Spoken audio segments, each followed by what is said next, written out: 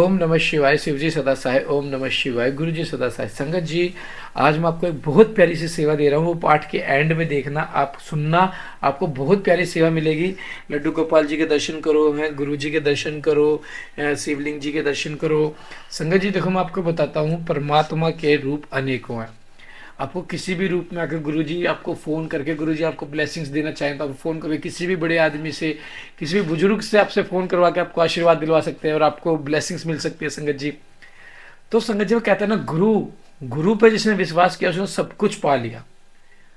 हम कहते हैं कि सेवा दो सेवा दो सेवा दो, लेकिन गुरु जी कहते हैं सेवा लो सेवा लो सेवा लो। लेकिन हम सेवा लेते नहीं, बस हम ये कहते रहते हैं कि गुरु जी सेवा दो सेवा दो सेवा दो। गुरु जी कहते हैं सेवा तो लो सेवा तो लो। सेवा यही है कि पाठ को एंड तक सुनो, प्यारा सा कमेंट करो, चैनल को सब्सक्राइब करो, आगे शेयर करो। सभी संगत के लिए प्यारी सी सेवा है ये, सभी संगत के लिए।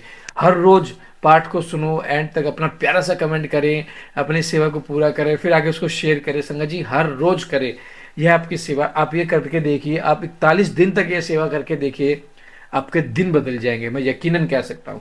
डेली पाठ को सुनो, आगे शेयर करो, प्यारा सा कमेंट करो, आपके दिन बदल जाएंगे। 41 दिन तक आप पाठ सुनो। जय गुरु जी। शुक्राना गुरु जी।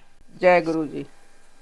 भगवान शिव का दक्ष को अपनी भक्त वत्सलता, ज्ञानी भक्त की श्रेष्ठता तथा तीनों देवताओं की एकता बताना। दक्ष का अपने यज्ञ को पूर्ण करना, सब देवता आदि का अपने अपने स्थान को जाना, सतीखंड का उपसंहार और महात्म्य। ब्रह्मा जी कहते हैं कि नाद इस प्रकार श्री विष्णु के मेरे देवताओं और ऋषियों के तथा अन्य लोगों की स्तुति करने पर महादेव जी बड़े प्रसन्न हुए। फिर उन शंभु ने समस्त ऋषियों देवता आदि को कृपा दृष्टि से देखकर था मुझ ब्रह्मा और विष्णु का समाधान करके दक्ष से इस प्रकार कहा। महादेव जी बोले, प्रजापति दक्ष, मैं जो कुछ कहता हूँ सुनो। मैं उस पर तुम पर बहुत प्रसन्न हूँ। यद्यपि मैं सबका ईश्वर और स्वतंत्र हूँ, तो भी सदा ही अपने भक्तों के अधीन रहता हूँ। 4 प्रकार के पुण्यात्मा पुरुष मेरा भजन करते हैं। दक्ष प्रजापति उन चारों भक्तों में पूर्व पूर्व की अपेक्षा उत्तरोत्तर श्रेष्ठ है। उनमें पहला आर्त, दूसरा जिज्ञासु, तीसरा अर्थार्थी और चौथा ज्ञानी है। पहले के 3 तो सामान्य श्रेणी के भक्त हैं, किंतु चौथे का विशेष महत्व है। उन सब भक्तों में चौथा ज्ञानी ही मुझे अधिक प्रिय है। वह मेरा रूप माना गया है, उससे बढ़कर दूसरा कोई मुझे प्रिय नहीं है। यह मैं सत्य सत्य कहता हूँ।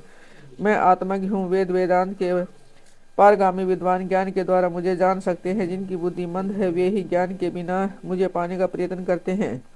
कर्म के अधीन हुए मूढ़ मानव मुझे वेद, यज्ञ, दान और तपस्या द्वारा भी कभी नहीं पा सकते हैं। अतः दक्ष, आज से तुम बुद्धि के द्वारा मुझ परमेश्वर को जानकर ज्ञान का आश्रय ले समाहित चित होकर कर्म करो। प्रजापति, तुम उत्तम बुद्धि के द्वारा मेरी दूसरी बात भी सुनो।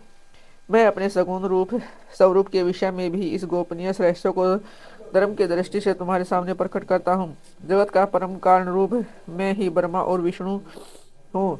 मैं सबका आत्मा, ईश्वर और साक्षी हूँ। स्वयं प्रकाश तथा निर्विशेष हूँ। मुने अपनी त्रिगुणात्मिकता माया को स्वीकार करके मैं ही जगत की सृष्टि, पालन और संहार करता हुआ उन क्रिया के अनुरूप ब्रह्मा, विष्णु और रुद्र नाम धारण करता हूँ। उस अद्वितीय भेद रहित केवल मुझ पर ब्रह्म परमात्मा में ही अज्ञानी पुरुष ब्रह्मा, ईश्वर तथा अन्य समस्त जीवों को भिन्न रूप से देखता हूँ। जैसे मनुष्य अपने सिर और हाथ आदि अंगों में ये मुझसे भिन्न है, ऐसी परकीय बुद्धि कभी नहीं करता। उसी तरह मेरा भक्त प्राणी मात्र में मुझसे भिन्नता नहीं देखता। दक्ष, मैं ब्रह्मा और विष्णु तीनों स्वरूपतः एक ही है तथा हम ही संपूर्ण जीव रूप है। ऐसा समझकर जो हम तीनों देवताओं में भेद नहीं देखता वह शांति प्राप्त करता है। जो नराधम हम तीनों देवताओं में भेद बुद्धि रखता है वह निश्चय ही जब तक चंद्रमा और तारे रहते हैं तब तक नरक में निवास करता है। दक्ष, यदि कोई विष्णु भक्त होकर मेरी निंदा करेगा, मेरा भक्त होकर विष्णु की निंदा करेगा, तो मेरे लिए उपरोक्त सारे शाप उन्हीं दोनों को प्राप्त होंगे और निश्चय ही उन्हें तत्वज्ञान की प्राप्ति नहीं हो सकती। ब्रह्मा जी कहते हैं कि मुने भगवान महेश्वर के सुखदायक वचन को सुनकर सब देवता मुनि आदि को उस अवसर पर बड़ा हर्ष हुआ। कुटुंब सहित दक्ष बड़ी प्रसन्नता के साथ शिव शक्ति भक्ति में तत्पर हो गया। वे देवता आदि भी शिव को ही सर्वेश्वर जानकर भगवान शिव के भजन में लग गए। जिसने जिस प्रकार परमात्मा शंभु की स्तुति की थी उसे उसी प्रकार संतुष्टित हुए शंभु ने वर दिया। मुने तदंतर भगवान शिव की आज्ञा पाकर प्रसन्नचित हुए शिव भक्त दक्ष ने शिव के ही अनुग्रह से अपना यज्ञ पूरा किया। उन्होंने देवताओं को तो यज्ञ भाग दिए ही शिव को भी पूर्ण भाग दिया, साथ ही ब्राह्मणों को दान दिया। इस तरह उन्हें शंभु का अनुग्रह प्राप्त हुआ। इस प्रकार महादेव जी के उस महान कर्म का विधि पूर्वक वर्णन किया गया। प्रजापति ने ऋत्वियों के सहयोग से उस यह कर्म को विधिवत समाप्त किया। मुनीश्वर इस प्रकार परब्रह्म स्वरूप शंकर के प्रसाद से वह दक्ष का यज्ञ पूरा हुआ। तदंतर सब देवता और ऋषि संतुष्ट हो भगवान शिव के यश का वर्णन करते हुए अपने अपने स्थान को चले गए। दूसरे लोग भी उस समय वहां से सुखपूर्वक विदा हो गए। मैं और श्री विष्णु भी अत्यंत प्रसन्न हो भगवान शिव के सर्व मंगलदायक सुयश का निरंतर गान करते हुए अपने अपने स्थान को सानंद चले आए। सत्पुरुषों के आश्रयभूत महादेव जी भी दक्ष से सम्मानित हो प्रीति और प्रसन्नता के साथ गुणों सहित अपने निवास स्थान कैलाश पर्वत को चले गए। अपने पर्वत पर आकर शंभु ने अपनी प्रिया सती का स्मरण किया और प्रधान प्रधान गणों से उनकी कथा कही।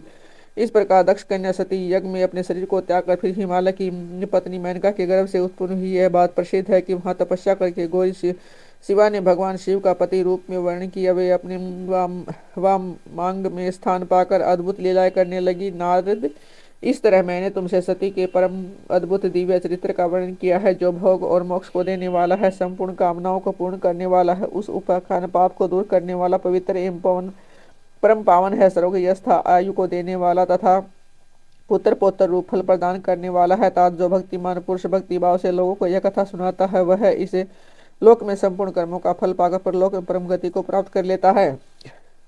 रुद्र संहिता तृतीय पार्वती खंड। हिमालय के स्थावर जगम द्विविध स्वरूप एवं दिव्यत्व का वर्णन। मैना के साथ उनका विवाह था। मैना आदि को पूर्व जन्म में प्राप्त हुए सनकादिक के शाप एवं वरदान का कथन है। नारद जी ने पूछा कि ब्राह्मण पिता के यज्ञ में अपने शरीर का परित्याग करके दक्ष कन्या जगदम्बा सती देवी किस प्रकार गिरिराज हिमालय की पुत्री हुई, किस तरह अत्यंत उग्र तपस्या करके उन्होंने पूर्ण शिव को ही पति रूप में प्राप्त किया, यह मेरा प्रश्न है। आप इस पर भली माते और विशेष रूप से प्रकाश डालिए। ब्रह्मा जी ने कहा कि मुनि नारद, तुम पहले पार्वती की माता के जन्म, विवाह और अन्य भक्ति पूर्वक पावन चरित्र सुनो। मुनि श्रेष्ठ, उत्तर दिशा में पर्वतों का राजा हिमवान नामक महान पर्वत है, जो महातेजस्वी और समृद्धशाली है। उनके दो रूप प्रसिद्ध हैं, एक स्थावर दूसरा जंगम। मैं संक्षेप से उसके सूक्ष्म स्वरूप का वर्णन करता हूँ। वह रमणीय पर्वत नाना प्रकार के रत्नों का आकार है और पूर्व तथा पश्चिम समुद्र के भीतर प्रवेश करके इस तरह खड़ा है मानव भूमंडल को नापने के लिए कोई मानदंड हो। वह नाना प्रकार के वृक्षों से व्याप्त है और अनेक शिखरों के कारण विचित्र शोभा से संपन्न दिखाई देता है। सिंह, व्याघ्र आदि पशु सदा सुखपूर्वक उनका सेवन करते हैं। हिम का तो वह भंडार ही है, इसलिए अत्यंत उग्र जान पड़ता है। भांति भांति के आश्चर्यजनक दृश्यों से उनकी विचित्र शोभा होती है। देवता, ऋषि, सिद्ध और मुनि उस पर्वत का आश्रय लेकर रहते हैं। भगवान शिव को यह बहुत ही प्रिय है, तपस्या करने का स्थान है। स्वरूप से ही यह अत्यंत पवित्र और महात्मा को पावन करने वाला है। तपस्या में यह अत्यंत शीघ्र सिद्धि प्रदान करता है। अनेक प्रकार के धातुओं की खान और शुभ है। यही दिव्य शरीर धारण करके सर्वांग सुंदर रमणीय देवताओं के रूप में भी स्थित है। भगवान विष्णु का अविकृत अंश है, इसलिए वह शैलराज साधु संतों को अधिक प्रिय है। एक समय गिरिवर हिमवान ने अपनी कुल परंपरा की स्थिति और धर्म की वृद्धि के लिए देवताओं तथा पितरों का हित करने की अभिलाषा से अपना विवाह करने की इच्छा की। मुनीश्वर हैं, उस अवसर पर संपूर्ण देवता अपने स्वार्थ का विचार करके दिव्य पितरों के पास आकर उनसे प्रार्थना पूर्वक बोले। देवताओं ने कहा कि पितरों, आप सब लोग प्रसन्नचित होकर हमारी बात सुने और यदि देवताओं का कार्य सिद्ध करना आपको भी अभीष्ट हो तो शीघ्र वैसा ही करे। आपको ज्येष्ठ पुत्री जो मैना नाम से प्रसिद्ध है, वह मंगल रूपिणी है, उसका विवाह आप लोग अत्यंत प्रसन्नता पूर्वक हिमवान पर्वत से कर दे। ऐसा करने पर आप सब लोगों को सर्वथा महान लाभ होगा और देवताओं के दुखों का निवारण भी पग पग पर होता रहेगा। देवताओं की यह बातें सुनकर पितरों ने परस्पर विचार करके स्वीकृति दे दी और अपनी पुत्री मैना को विधि पूर्वक हिमालय के हाथ में दे दिया। वह उस परम मंगलमय विवाह में बड़ा उत्सव मनाया गया। मुनीश्वर नारद, मैना के साथ हिमालय के विवाह का यह सुखद प्रसंग मैंने तुमसे प्रसन्नतापूर्वक कहा है, अब और क्या सुनना चाहते हो? नारद जी ने पूछा कि विद्वान, अब आदरपूर्वक मेरे सामने मैना की उत्पत्ति का वर्णन कीजिए, उसे किस प्रकार शाप प्राप्त हुआ है यह कहिए और मेरे संदेह का निवारण कीजिए।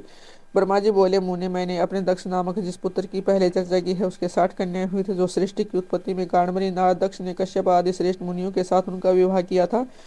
यह सब वृत्तांत तो तुम्हें विदित ही है। उस प्रस्तुत विषय को सुनो। उन कन्याओं में एक सवधा नाम की कन्या थी, जिनका विवाह उन्होंने पितरों के साथ किया है। सवधा की 3 पुत्रियां थी, जो सौभाग्यशालिनी और धर्म की मूर्ति थी। उनमें से ज्येष्ठ पुत्री का नाम मैना था, मंजली धन्या के नाम से प्रसिद्ध थी और सबसे छोटी कन्या का नाम कलावती था। ये सारी कन्याएं पितरों की मानसी पुत्रियां थी, उनके मन से प्रकट हुई थी। इनका जन्म किसी माता के गर्भ से नहीं हुआ था, अतएव ये अयोनिजा थी, केवल लोक व्यवहार से सवधा की पुत्री मानी जाती थी। इनके सुंदर नामों का कीर्तन करके मनुष्य संपूर्ण अभिष्ट को प्राप्त कर लेता है।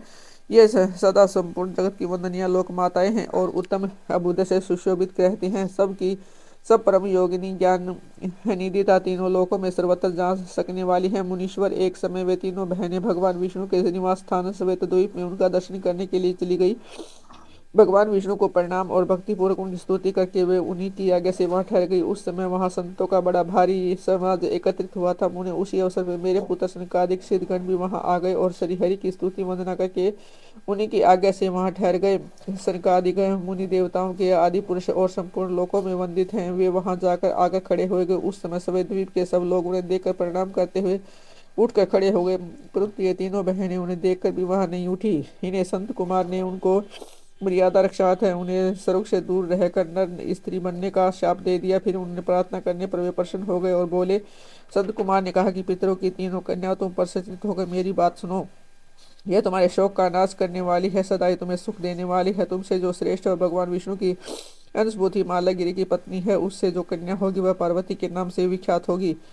पितरों की दूसरी प्रिय कन्या योगिनी धन्या राजा जनक की पत्नी होगी। उनकी कन्या के रूप में महालक्ष्मी अवतीर्ण होगी, उनका नाम सीता होगा। और इसी प्रकार पितरों की छोटी पुत्री कलावती द्वापर के अंतिम भाग में वृषभानु वैश्य की पत्नी होगी। उनकी पुत्री प्रिय पुत्री राधा के नाम से विख्यात होगी। योगिनी मैना पार्वती जी के वरदान से अपने पति के साथ उसी शरीर से कैलाश नामक परम पद को प्राप्त हो जाएगी। धन्य था उनके पति के जनक कुल में उत्पन्न हुए भी जीवन मुक्त महायोगी राजा श्री ध्वज लक्ष्मी स्वरूपा सीता के प्रभाव से वैकुंठ धाम में जाएंगे। वृषभानु के साथ वैवाहिक मंगल कृत्य संपन्न होने के कारण जीवन मुक्ति योगिनी कलावती भी अपनी कन्या राधा के साथ गोलोक धाम में जाएगी, इसमें संशय नहीं है। विपत्ति में पड़े बिना कहा कि इनकी महिमा प्रकट होती है। उत्तम कर्म करने वाले पुण्यात्मा पुरुषों का संकट जब टल जाता है, जब उन्हें दुर्लभ सुख की प्राप्ति होती है। अब तुम लोग प्रसन्नता पूर्वक मेरी दूसरी बात भी सुनो, जो सदा सुख देने वाली है। मैना की पुत्री जगदम्बा पार्वती देवी अत्यंत दुष्चय तप करके भगवान शिव की प्रिय पत्नी बनेगी। धान्य की पुत्री सीता भगवान श्री राम जी की पत्नी बनेगी और लोकाचार का आश्रय ले श्री राम के साथ विवाह करेगी। साक्षात वो लोग गोलोक धाम में निवास करने वाली राधा ही कलावती की पुत्री होगी। वे गुप्त स्नेह में बंद कर श्री कृष्ण की प्रियतमा बनेगी। ब्रह्मा जी कहते हैं कि नारद इस प्रकार शाप के ब्याज से दुर्लभ वरदान देकर सबके द्वारा प्रशंसित भगवान संत कुमार मुनि भाइयों सहित वही अंतर ध्यान हो गए। तात पितरों की मानसी पुत्री ये तीनों बहनें इस प्रकार शाप मुक्त हो सुख पाकर तुरंत अपने घर को चली गई। जय गुरु जी, शुक्राना गुरु जी, अनंत शुक्राना, लख लख बार शुक्राना। संगत जी बहुत प्यारी सेवा है। आज एक आंटी जी का फोन आया, उनका बहुत बहुत शुक्राना, उन्होंने बहुत प्यारी ब्लेसिंग्स दी है हमें, फोन पे अपना आशीर्वाद दिया। संगत जी वो आंटी जी नहीं थी, आंटी जी के रूप में गुरु जी थे जो उन्होंने हमें फोन पे ब्लेसिंग्स दी, उसके लिए बहुत बहुत शुक्राना। ब्लेसिंग्स क्या थी वो नहीं बता पाऊंगा संगत जी, वो पहले पूरी होगी जब भी मैं आपके साथ शुक्राना सत्संग शेयर कर पाऊंगा। तो संगत जी मैं आपको कहता हूँ सेवा करो। गुरु जी तो कहते हैं सेवा करो सेवा करो, लेकिन हम कहते हैं कि गुरु जी सेवा दो सेवा दो, लेकिन गुरु जी कहते हैं सेवा करो, लेकिन हम सेवा तो करते ही नहीं। हम तो बस अपनी धुन में लगे रहते हैं कि गुरु जी सेवा दो सेवा दो। समझो संगत जी मैंने क्या बोला। जो यह चीज समझ जाएगा ना, उस वो पार्ट को एंड तक जरूर सुनेगा, सत्संग को एंड तक जरूर सुनेगा और प्यारा सा कमेंट जरूर करेगा और आगे चैनल को शेयर करेगा। जय गुरु जी, शुक्राना गुरु जी।